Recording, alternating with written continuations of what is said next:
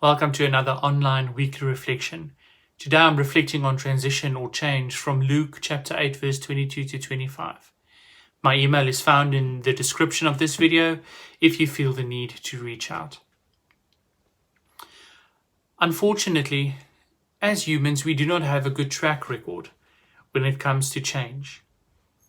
Most people resist change or transition because it raises our fear and our anxiety. Many times I've heard people say, I know how to deal with my life now. I have no idea how to deal with what will happen when I change aspects of my life. Often our fear or resistance to change or transition can be best described with the known expression, better the devil you know than the devil you don't. But sometimes change is thrust upon us. And nowhere have this been clearer than in this current crisis. Our lives have been uprooted and we all have been swept along in a whirlwind of change, transition and chaos. It reminds me of the Gospel of Luke chapter 8 verse 22 to 25. One day Jesus got into a boat with his disciples and said to them, Let's go across to the other side of the lake. So they started out. As they were sailing, Jesus fell asleep. Suddenly a strong wind blew down the lake, and the boat began to fill with water, so that they were all in clear danger. The disciples went to Jesus and woke him up, saying, Master, Master, we are about to die. Jesus got up and gave an order to the wind and the stormy water. They died down, and there was a great calm. Then he said to the disciples, Where is your faith? But they were amazed and afraid, and said to one another, Who is this man? He gives orders to the winds and waves, and they obey him.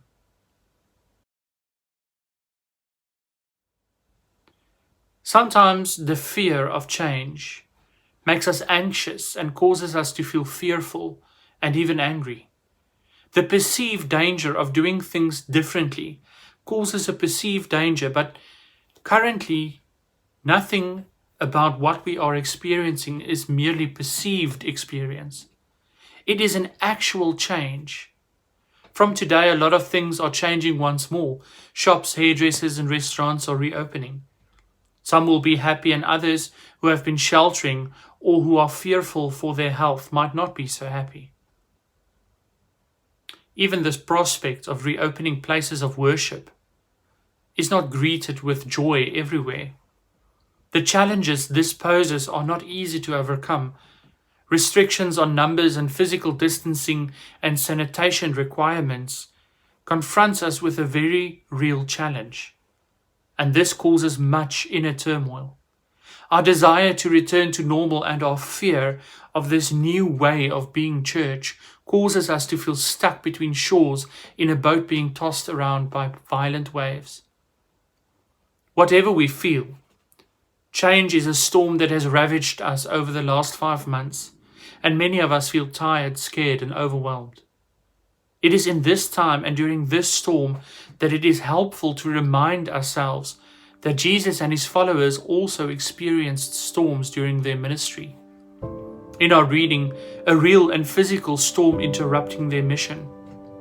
But what gives them hope is that they know where to turn. They wake Jesus and exclaim, Master, Master, we are about to die. They wake Jesus and beg him to do something. He calmed the storm, much to their shock. They did not expect him to do what he actually did. What did they expect? Were they only waking Jesus so that he does not drown while sleeping? Or did they know that somehow he was the only one they could turn to in the storm?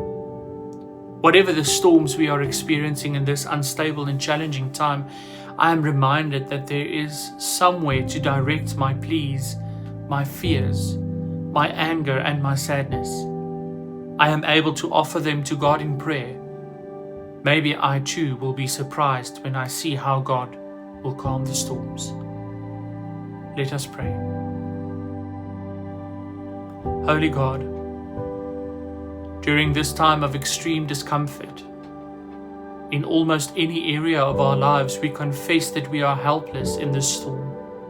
A storm of confusion, fear, and uncertainty has come over us.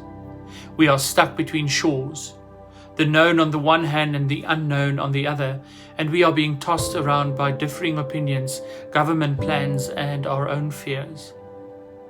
We proclaim that we have nowhere else to turn but to call out to you and express our feeling of confusion, fear, and even anger. We do this by praying as you have taught us. Our Father who art in heaven, hallowed be thy name. Thy kingdom come, thy will be done on earth as it is in heaven. Give us this day our daily bread, and forgive us our debts as we forgive our debtors.